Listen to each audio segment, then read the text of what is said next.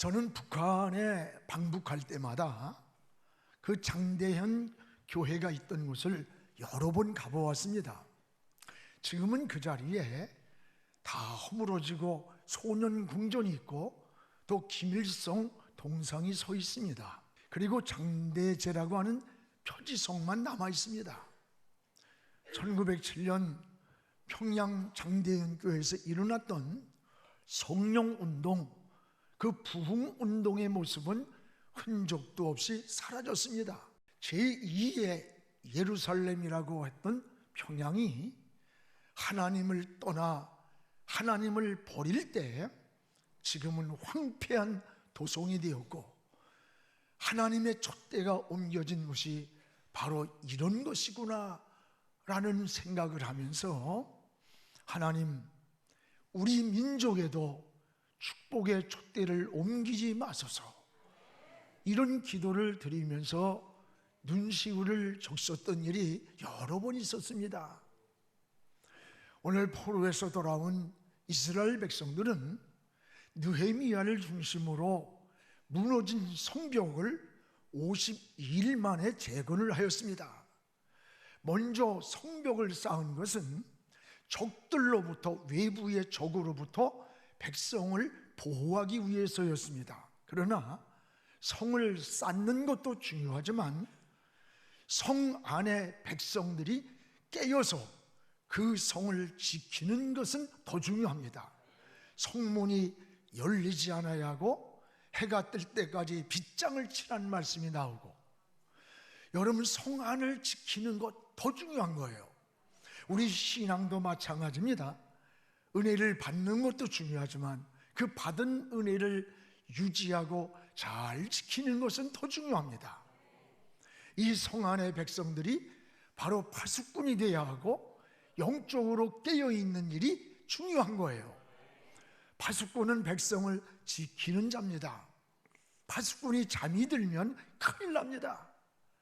그러면 오늘 이 시대의 파수꾼은 누구입니까? 바로 여러분이 가정을 지키고 교회를 지키고 사회를 지키고 이 민족을 지키는 파수꾼인 거예요. 영적으로 그러므로 깨어 있어야 합니다. 오늘 말씀은 백성들이 성을 다 쌓은 후에 그들이 수문 앞 광장에 모였습니다. 왜 모였느냐? 포로 생활에서 멀리 했던 하나님 말씀을 사모해서 모였습니다. 모인 백성들은 학사 에스라가 율법책을 낭독할 때 앉아있지 않고 일어섰어요. 다 일어서가지고 말씀을 낭독할 때 귀를 기울이면서 아멘, 아멘 하면서 아멘을 반복하면서 외쳤어요. 그리고 말씀을 들을 때 모든 백성들이 울기 시작했어요. 다 울었다고 했습니다. 놀라운 하나님의 은혜의 회복을 보여주는 거예요. 놀라운 하나님의 은혜의 역사였습니다. 이것이 바로 수문 앞 광장에서 일어난 영적 부흥운동을 말하는 거예요. 오늘 이 시대에 다시 일어나야 할 영적 부흥운동이라고 생각해요. 여러분, 다시 한번 은혜운동이, 회개운동이, 여러분 하나님 앞에 다시 일어서고 회복하는 성령의 역사의 운동이 다시 한번 이 민족에 일어나야 돼요. 그러기 위해서는 우리도 먼저 할 일이 있습니다. 무엇보다 따라합시다. 모이기를 힘써야 한다. 오늘 수문 앞 광장에 백성들이 모였습니다. 오늘 1절을 우리 함께 읽겠습니다. 이스라엘 자손이 자기들의 성읍에 거주하였더니 7째 달에 이르러 모든 백성이 일제히 수문 앞에 모여됐습니다. 모든 백성들이 성을 다 쌓은 후에 수문 앞 광장으로 나와서 남녀 가릴 것 없이 다 모였습니다.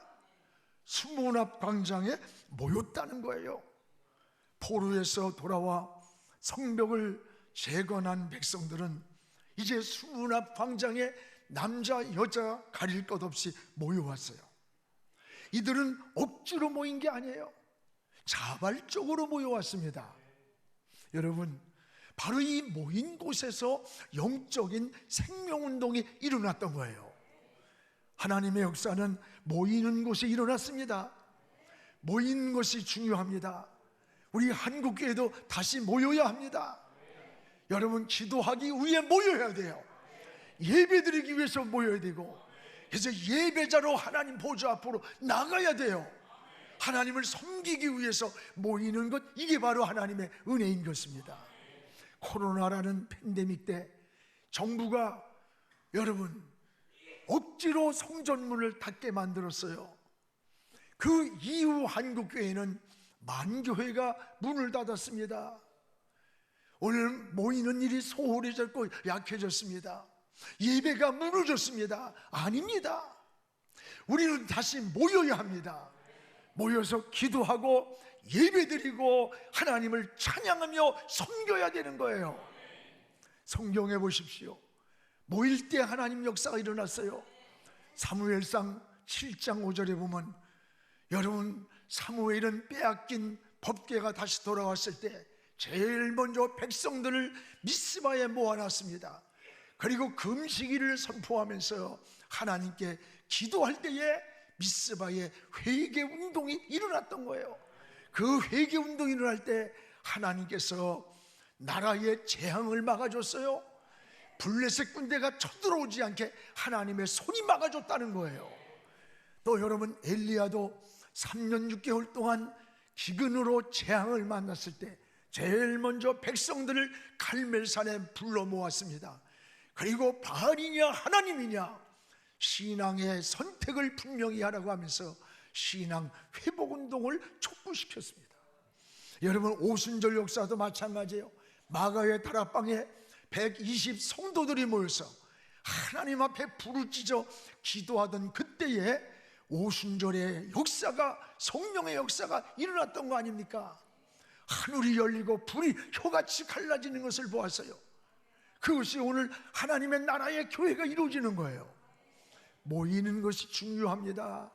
지금 한국교회도 다시 모여야 합니다. 기도하기 위해 모이고 예배드리기 위해 모이고 하나님을 섬기기 위해서 모이는 것이 바로 은혜라는 것을 잊지 않기 바랍니다. 특별히 이번에 10월 27일 이 악법과 동성애 차별금지법 폐지를 위해서 한국교회가 200만 명이 광화문과 시청 앞 전체에 모여 기도하기로 했어요. 지금 이런 악법을 지금 막아내지 않으면 이 땅의 진노를 피할 수가 없습니다. 지금이 아주 절박한 골든타임이라고 생각해요. 여러분, 아직도 바알에게 무릎 꿇지 않은 7,000명, 엘리야가 낙심을 하고 있을 때 하나님께서 말씀하셨어요. 엘리야야, 나만 홀로 남은 게 너만 있는 게 아니야. 아직도 바알에게 무릎 꿇지 않은, 신앙을 지키고 믿음을 지키는 7,000명이 남아있다 그랬어요. 오늘 바알에게 무릎 꿇지 않는 신앙을 지키고 믿음을 지킨 이 7,000명이 바로 여러분 한 사람 한 사람 되기를 바라요. 우리 교회가 되기를 축복합니다. 이번에 우리 교회도 여러분 다 그곳에 참석하기로 했어요. 나 하나쯤이 아닙니다. 나 하나가 바로 주인공이 돼야 되는 거예요. 나 하나가 없으면 모든 게 안 된다는 생각을 가져야 되는 거예요. 그러면 이 수문앞 광장에 백성들은 왜 모였느냐? 모인 목적이 있습니다. 따라합시다. 말씀을 듣기 위해 모였다. 말씀을 듣기 위해서 이 수문앞 광장에 백성들이 모인 거예요. 오늘 3절 말씀을 함께 읽겠습니다. 수문앞 광장에서 새벽부터 정오까지 남자나 여자나 알아들을 만한 모든 사람 앞에서 읽음에 뭇 백성이 그 율법책에 귀를 기울였는데 새벽부터 정오까지, 여러분 수문앞 광장에서 새벽부터 정오까지 남자나 여자나 알아들을 만한 모든 사람 앞에서 율법책을 낭독할 때 백성들이 귀를 기울였다는 거예요. 사모했다는 거예요. 수문앞 광장에 모인 백성들 앞에서 학사 에스라가 모세의 율법책을 새벽부터 정오까지 여러분 무려 6시간에 낭독한 거예요. 근데 백성들이 율법책에 귀를 기울였어요. 이 율법책을 읽을 때에 다 앉아있지 않고 일어났어요. 그리고 백성들이 그 말씀에 귀를 기울였다는 거예요. 이게 뭐냐?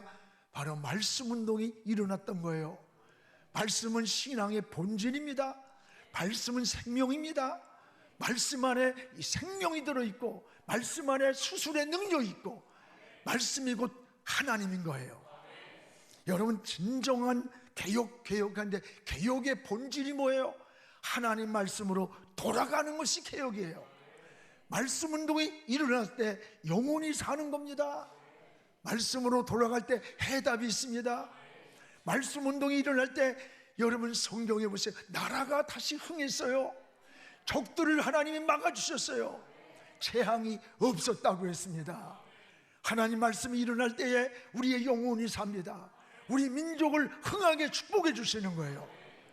여기 5절에 보면 에스라가 율법서를 읽을 때 모든 백성들이 일어서서 6시간 동안 귀를 기울였다. 이게 놀라운 은혜입니다. 여러분, 하나님을 경외하는 마음이에요. 사모하는 마음이에요. 그 말씀을 낭독할 때 하나님의 영이 임했던 거예요. 말씀을 낭독할 때 백성들이 귀를 기울이고 감격해서 일어났던 건 일어났어. 은혜가 회복되는 모습입니다. 이것이 하나님의 말씀 운동이고 이것이 성령 운동이고 이것이 은혜 운동이요 생명 운동인 거예요. 그래서 이사야 55장 3절에 너희는 내게 나와 하나님께 나와 귀를 기울이라. 그리하면 너희 영혼이 살리라 그랬어요. 누가복음 24장 32절에 보면 엠마오로 내려가던 제자들이 부활의 주님을 만났지만 알아보질 못했어요. 부활의 주님과 동행하면서도 불안과 염려와 근심을 안고 내려가는 그들 곁에서 내가 예수라고 하지 아니하고 부활하신 주님은 함께 동행하면서 성경을 풀어주었다 그랬어요. 성경을 풀어줄 때 제자들은 걸음을 멈추고 지금 우리에게 성경을 풀어주던 이분이 예수가 아니더냐? 주님을 알아보는 눈이 열렸습니다. 그리고 뭐라고 해요? 야, 우리 마음이 뜨겁지 않더냐? 성경을 풀어준다는 말은 열릴 때는 뜻이에요. 성경이 열릴 때 주님을 알아보는 눈이 열렸습니다. 두려움과 불안이 사라졌습니다. 그리고 마음에서 불이 나왔습니다. 은혜의 불이 나왔고 성령의 불이 나왔고 사명의 불이 나왔던 거예요. 신앙은 이 하나님의 은혜의 불로 하는 거예요. 이것으로 세상을 이기고 승리자가 되는 거예요. 또한 말씀을 낭독할 때 백성들이 어떻게 반응했나 보세요. 6절에 보면 손을 들고 아멘, 아멘을 반복적으로 외쳤어요. 모든 백성이 손을 들고 아멘, 아멘 하면서 하나님 앞에 화답을 했다는 거예요. 언제? 하나님의 말씀을 낭독할 때에 그 말씀을 깨달은 백성들이 손을 들고 아멘, 아멘을 외쳤어요. 아멘이란 말이 뭐예요? 아멘은 진실입니다. 믿습니다. 옳습니다. 그렇게 살기를 원합니다 라고 하는 우리 신앙의 고백을 아멘으로 하는 거예요. 오늘 여러분, 아멘이나 할렐루야는 이 세상 사람들은 알지 못해. 그리고 어떤 책에도 아멘이나 할렐루야라는 용어가 없어요. 이거는 구원받은 그리스도인만이 사용하는 천국의 방언인 것입니다. 여러분, 이 그리스도인에게만 주어진 유일한 언어가 아멘과 할렐루야예요. 백성들이 언제 그러면 아멘을 고백했습니까? 율법책을 읽을 때였습니다. 율법책을 깨달을 때였습니다. 그 말씀을 깨닫고 아멘, 아멘 하면서 반복하면서 하나님 앞에 고백을 하는 거예요. 그렇습니다. 여러분 신앙을 한번 점검해 보세요. 여러분의 신앙에 지금 아멘이 늘 입에서 열리고 있습니까? 자신도 모르게 아멘이 나오는 것은 이건 은혜의 회복이에요. 마음속에 은혜가 있는 증거를 보여주는 거예요. 우리도 아멘을 해보게 합니다. 하나님의 은혜를 깨닫고 영적으로 반응하는 것이 바로 아멘인 거예요. 말씀을 들을 때, 기도할 때, 찬양할 때 나도 모르게 아멘 아멘 하는 것이 이게 은혜인 거예요. 오늘 여러분 이 아멘이 회복되기를 축복합니다. 오늘 수문학 광장에 모인 백성들은 6시간 동안 율법을 낭독해 줄 때 그 말씀을 깨닫고 그 말씀이 은혜가 되었어요. 아멘 아멘 하면서 일어나서 반복을 했어요. 아멘 아멘을. 이 코로나를 통해서 마스크를 쓰다 보니까 아멘을 못하니까 고개를 끄덕끄덕 하는데, 여러분 설교 들으면서 끄덕끄덕 하지 말고 입을 여시기 바랍니다. 그 말씀이 맞습니다, 옳습니다, 난 그대로 살길 원합니다. 이제 아멘 아멘 하면서 아멘을 화답하는 거예요. 하나님의 은혜가 충만하고 영이 살아있는 성도는 하나님 말씀을 받을 때, 찬양할 때, 기도할 때 나 자신도 모르는 사이에 아멘을 하는 거예요. 성경을 읽으면서 아멘이 터져나와요. 성경 말씀을 들으면서 아멘을 고백하는 거예요. 이게 바로 은혜의 회복인 것입니다. 오늘 여러분 이 은혜의 회복이 여러분의 영적 회복이 되기를 주의 이름으로 축복을 합니다. 또 하나는 말씀을 깨달은 백성들은 다 울었다고 했어요. 따라요. 백성들은 다 울었다. 하나님 말씀을 깨달은 백성들은 아멘 아멘을 외치면서 다 울었습니다. 저는 이 말씀을 읽다가 너무나 감동이 됐어요. 오늘 구절을 한번 같이 읽겠습니다. 백성이 율법의 말씀을 듣고 다 울은지라. 백성들이 하나님 말씀을 들을 때 다 울었다는 거예요. 백성이 다 울었다는 것은, 이 울음은 절망적인 울음이 아닙니다. 슬픔의 울음이 아니에요. 하나님의 영이 임할 때, 하나님의 영이 역사할 때, 성령이 역사하고 있음을 우리에게 알려주는 거예요. 마치 오순절날 일어난 성령의 역사를 통해서, 여러분 수문학 광장이 바로 이런 거예요. 영적 부흥운동이 일어난 거예요. 이 운동이 일어날 때 백성들은 아멘 아멘을 하면서 온 백성들이 울었다는 거예요. 여러분 이것이 하나님의 은혜라는 것을 기억하시기 바랍니다. 사랑하는 여러분, 신앙은 하나님 앞에서 울어야 삽니다. 여러분 눈물이 있어야 돼. 세상에서 우는 눈물, 사람을 보고 흘리는 눈물, 환경을 보고 흘리는 눈물, 이런 눈물은 그 후에 마음이 공허해요. 속이 비어있고 허탈하고 슬프고 절망이 찾아와. 이런 눈물이 아니에요. 오늘 우리는 하나님을 향하여 하나님을 바라보고 우는 거예요. 은혜에 감사해서 하나님의 은혜를 잊지 않고 하나님을 의지하고, 우리는 세상에서 흘리는 눈물이 아니에요. 사람 보고 환경 보고 흘리는 그런 눈물이 아니라 하나님 앞에서 울어야 되는 거예요. 하나님 앞에 흘리는 눈물이에요. 말씀을 깨닫고 흘리는 은혜의 눈물입니다. 하나님의 법도대로 살겠다고 결단하는 눈물입니다. 여러분 하나님의 뜻대로 살겠다는 사명의 눈물입니다. 신앙생활이 언제 가장 곤고한 줄 압니까? 여러분 언제 제일 가장 곤고해요? 다른 때가 아니에요. 눈물이 마를 때가 가장 곤고한 거예요.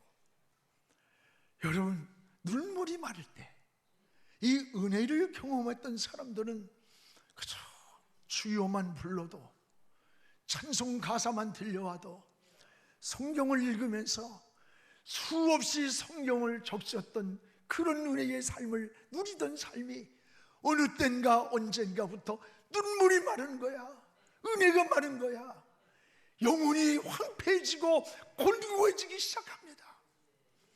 성경을 읽으며 흘리는 눈물, 찬송을 부리며 흘리는 눈물, 여러분 말씀을 들으면서 흘리는 눈물, 기도하면서 흘리던 눈물이 말라가고 있습니까?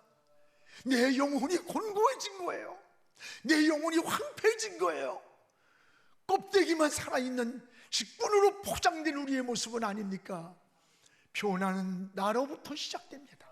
내가 변하고 가정이 변하고 사회가 변하고 민족이 변하는 거예요. 성경의 주님도 저 빛바가 언덕에서 예루살렘 도성을 바라보면서 예루살렘아 예루살렘아 내가 암칼리기 병아리를 모음같이 너희를 모으려고 함이 얼마였던가. 머지않아 멸망받을 무너질 예루살렘 도성을 보면서 주님이 막 통곡하고 우셨어요. 예레미야도 기울어가는 조국의 앞날을 생각하면서 거리에 주저앉아서 노구로서 슬피 울었어요. 이게 예레미야 애가 아닙니까? 슬픈 노래예요. 어느 스무나 광장에 모인 백성들은 말씀을 들으면서 울었다고 했습니다. 여러분, 울어야 합니다. 세상에서 울지 마세요. 환경 보고 사람 보고 울지 말고 하나님을 향하여 우시기 바랍니다. 이것이 바로 은혜의 회복인 것입니다. 주님도 나를 위해 울지 말라 그랬어요. 너희와 너희 자녀를 위해서 울라고 했습니다. 은혜를 경험한 사람은 눈물의 감격이 있어요. 눈물의 은혜를 알아요. 이 눈물이 마를 때에 내 영혼이 얼마나 곤고한가, 얼마나 메말라 있는가를 스스로 알게 돼. 그래서 현대는 IQ 높은 지성적인 사람보다 EQ가 높은 감성적인 사람이 인간 관계도 좋고 성공은 한대요. 두뇌는 명석한데 인간미가 말라버린 사람들보다 감성이 풍성한 사람이 인간관계도 좋고 모든 면에 맞아요. 여러분, 신앙도 은혜의 감성이 메말라지 않아야 돼요. 주님이 뭐라 그래서 시대를 책망할 때, 야, 피리를 불어도 춤을 출 줄 모르는 시대, 또 애곡하여도 울지 않는 시대라고 무감각하고 무관심한 시대를 책망했어요. 신앙에는 하나님 앞에서 흘리는 눈물이 있을 때 성령이 주시는 평안과 기쁨과 감사와 하나님의 임재하심을 경험하게 되는 겁니다.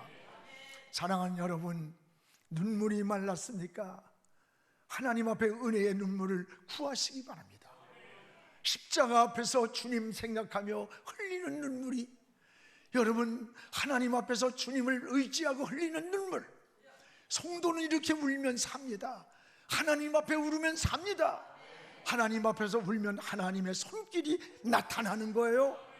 성경의 열왕기하 20장에 히스기야는 어느 날 여러분 죽음을 선고하고 이사야가 떠났어요.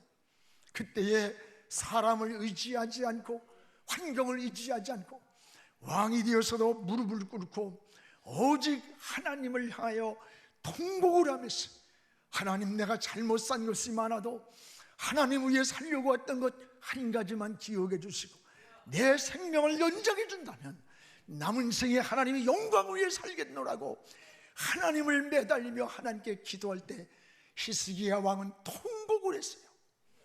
그때 죽음을 선고하고 돌아가던 이사야에게, 이사야야, 히스기야가 나를 찾으며 흘리는 눈물을 내가 봤다.